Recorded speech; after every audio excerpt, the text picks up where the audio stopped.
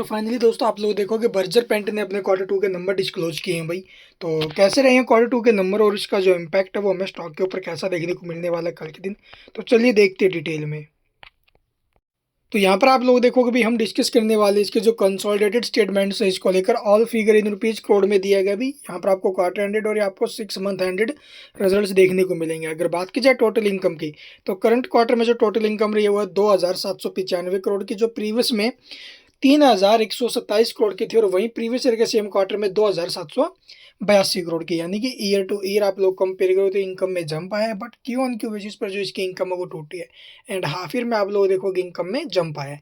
इसके अलावा देखोगे इसके एक्सपेंसेस यानी कंपनी जो टोटल खर्चे किए हैं भाई, तो करंट क्वार्टर में जो टोटल एक्सपेंस है वो क्या है 2,446 करोड़ के, जो प्रीवियस में क्या थे भी 2,670 और प्रीवियस ईयर के सेम क्वार्टर में 2,397, यानी कि ईयर टू ईयर बेसिस पर आप लोग देखोगे इसके जो एक्सपेंस है वो इंक्रीज होते हुए नजर आए हैं। बट क्यों उनके बेसिस पर एक्सपेंस कम है और अब की बार जो रिवेन्यू है वो एक्सपेंस से फिर ज़्यादा है भाई, मतलब कंपनी ने फिर से प्रॉफिट ही बनाया है।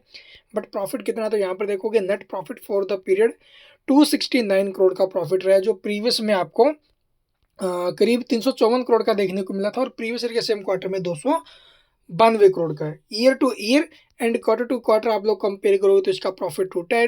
हाफ ईयर में भी आप लोग देखोगे इसका जो प्रॉफिट है 647 करोड़ से टूट कर 623 करोड़ पर आया है भाई। तो प्रॉफिट्स भी इसके पीछे के मुकाबले टूटे हैं। अर्निंग पर शेयर देखोगे ईपीएस 2 रुपये 31 पैसे, जो प्रीवियस में 3 रुपये 3 पैसे था और प्रीवियस ईयर के सेम क्वार्टर में 2 रुपये 40 पैसे 2 रुपये 50 पैसे। इसके अलावा ये एसेट्स वगैरह आप लोग देखोगे जो एसेट्स इसके टोटल एसेट्स वो पीछे के मुकाबले इंक्रीज हुई है। और कंपनी के ऊपर अगर बात की जाए बोरोइंग की तो short term and long term दोनों जगहों पर जो इसका डेट है वो आप लोग यहाँ पर देख सकते हो भी कम भी हुआ है और इंक्रीज भी हुआ है। ठीक है, तो चलिए अब देख लेते हैं भी और क्या कुछ अपडेट रही है। कैश फ्लो स्टेटमेंट से देखना चाहो तो देख सकते हो। ये नोट जरूर पढ़ना भी अगर आपके पास कंपनी के शेयर हैं तो। ठीक है, चलिए अब आपको मैं दिखाता हूँ भी आखिरकार इसका इम्पैक्ट कैसा हो सकता है। हाईलाइट अगर देखना चाहो तो ये भी देख लेना। तो चलिए अब आपको दिखा देते हैं भी इसका इम्पैक्ट कैसा हो सकता है, नेगेटिव या फिर पॉजिटिव। इसके अलावा आप लोग देखो जो ऑपरेटिंग प्रॉफिट मार्जिन वगैरह है वो यहाँ पर जो गाइडेंस वगैरह वो आपको दिखाई दे रही होगी। गाइडेंस लेवल जो है ना भी इंक्रीज हुआ है 15% से जो है ना भी 17%। तो ठीक है, रिजल्ट कोई दिक्कत वाली बात नहीं है। एक बार इसका मार्केट एस्टिमेट चेक कर लेते हैं ताकि कल के दिन इम्पैक्ट कैसा रहेगा वो पता चलेगा। 2 रुपये 31 पैसे ईपीएस आया अभी और एक्सपेक्ट किया जा रहा था 2 रुपये 40 पैसे का, यानी कि 2 रुपये 40 पैसे तो ज़्यादा ही एक्सपेक्ट किया जा रहा था, उससे तो कम ही है।